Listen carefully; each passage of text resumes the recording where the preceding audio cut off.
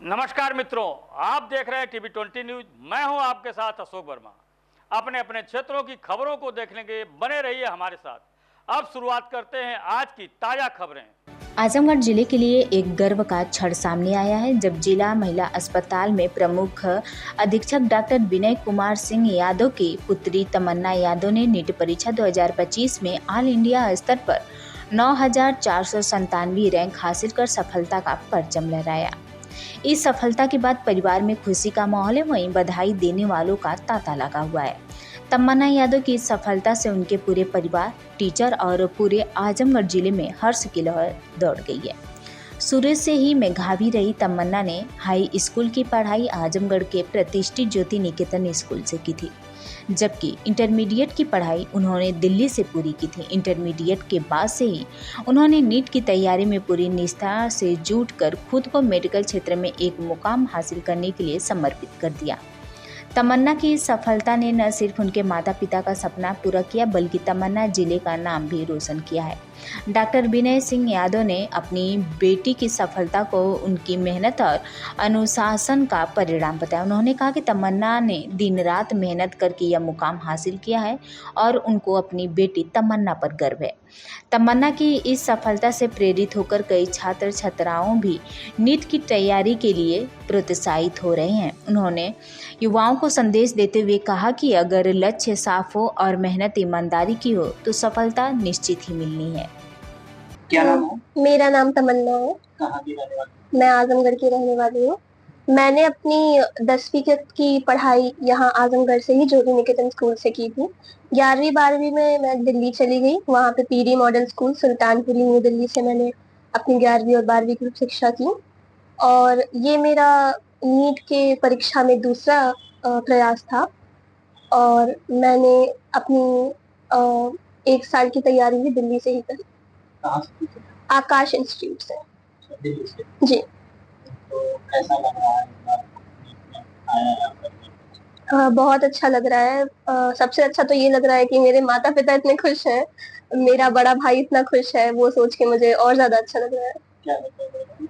मेरे बड़े भाई इस वक्त ग्रेटर नोएडा में है। पिछले साल उन्होंने भी यही परीक्षा दी थी और जी और काफी अच्छे नंबरों से उन्होंने ग्रेटर नोएडा का college government institute of medical sciences में इस वक्त अपना फर्स्ट ईयर कंप्लीट किया है।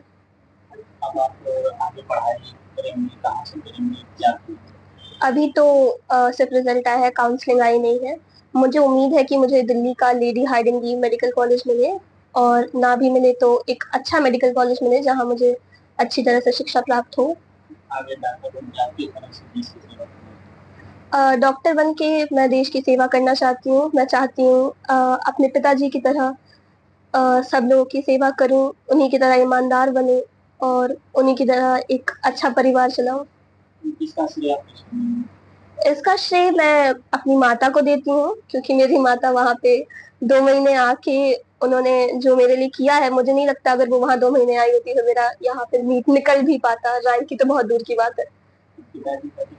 पिताजी का भी बहुत श्रेय रहा। पिताजी ने मुझे जितना समझाया है, क्योंकि मुझे ऐसा लगता है कि मानसिक तौर पे मैं काफी खोई हुई रहती थी, तो पिताजी ने उसमें मुझे बहुत ज्यादा समझाया है। मेरे भाई का बहुत बड़ा सहयोग है उसमें, क्योंकि उसने भी मुझे बहुत समझाया, बहुत मार्गदर्शन दिया। इसीलिए आप कितनी घंटे पढ़ाई करती थी और आगे जो बच्चे नीट की तैयारी करने हैं उनको किस तरह तैयारी करनी है, क्या? रोज मैं कोचिंग के अलावा 7 से 8 घंटे पढ़ती थी और जो बच्चे आगे नीट की परीक्षा देना चाहते हैं उन्हें ये बात समझनी पड़ेगी कि अब नीट कठिन होता जाएगा समय के साथ और उन्हें उसी हिसाब से तैयारी करनी चाहिए, उसी हिसाब से मेहनत करनी चाहिए। मैं प्रोफेसर निशा यादव अग्रसेन पीजी कॉलेज में मैं संगीत की प्रोफेसर हूँ। आज आपकी हाँ, ऐसा लग रहा है, क्या करना? बहुत अच्छा लग रहा है और मैं ये कहना चाहूंगी कि बेटे ने पिछली बार किया था तो इसके अंदर कॉन्फिडेंस तो आ गया था कि मेरा भी निकल जाएगा, लेकिन माँ बाप का सपोर्ट बहुत जरूरी होता है, खास तौर से माँ का। इसलिए कि अगर माँ, बेटी हो या बेटा हो, माँ से बच्चे ज्यादा जुड़े रहते हैं। और जब बेटी की बात आई, बेटे ने भी मुझसे उसके लिए भी मैं गई, अपने कॉलेज से छुट्टी ली छुट्टी ले करके मैं बच्चे के साथ रही, दोनों के साथ। लेकिन पिछली बार चूंकि इनका इंटर भी साथ में था तो फोकस इंटर पे ज्यादा रहा और उसमें भी 92% आया इनका। और नीट में भी बहुत अच्छे मार्क्स आए थे, 550 से ऊपर थे इनके मार्क्स पिछली बार भी। और इस बार ये था कि निकल जाएगा, लेकिन फिर इस बार भी मैं इनके साथ गई, 2-2.5 महीने छुट्टी लेकर के मैं रही और इनके साथ पूरा सपोर्ट किया। और रिजल्ट आप सभी के सामने है।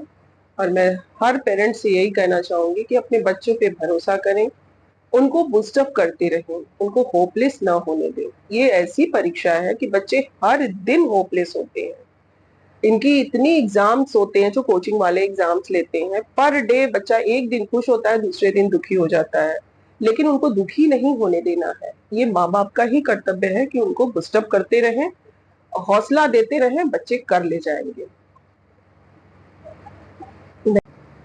बिटिया ने नीट परीक्षा पास की है, क्या कहेंगे, कैसा लगा? देखिए, हर माँ बाप की एक तमन्ना होती है, एक ख्वाहिश होती है कि हमारे बच्चे एक बेहतर मनुष्य बने। और मेडिकल की पढ़ाई इन लोगों ने खुद से चॉइस किया। मैं डॉक्टर होते हुए मैंने कभी इन्फोर्स नहीं किया कि आप ये बने, इन लोगों ने खुद से चॉइस किया। और मैं खुश हूँ क्योंकि मैंने अपना काम जो भी है ईमानदारी से मेहनत से किया है। बच्चों का शायद उससे कुछ रहा होगा। दोनों बच्चे हमारे गवर्नमेंट मेडिकल कॉलेज में चले गए। बेटू पिछली बार चले गए थे, बेटी इस बार चली गई। और मैं लगातार कोशिश कर रहा हूँ कि एक बेहतर चिकित्सक के साथ साथ एक बेहतर इंसान बने। किस तरह से आपने बिटिया को गाइडेंस किया, पिता के तौर पे और एक डॉक्टर? देखिए, बच्चे हमारे फ्रेंड की तरह है, कभी बहुत वो वाला नहीं रहा है जैसे हम लोगों की परवरिश हुई थी, दूरियां बहुत रहती थी, वो वाला नहीं रहा।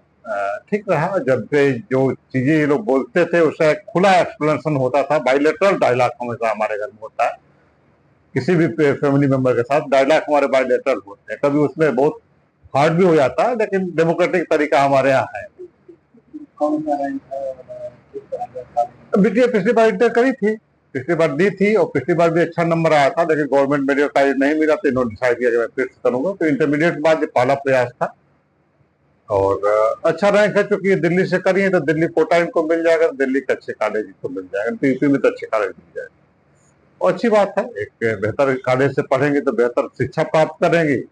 और लगातार ये देखिए चैलेंज आज के टाइम में है, जो आपका डिजिटल प्लेटफॉर्म है, ये है तो बिल्कुल दुधारी तलवार।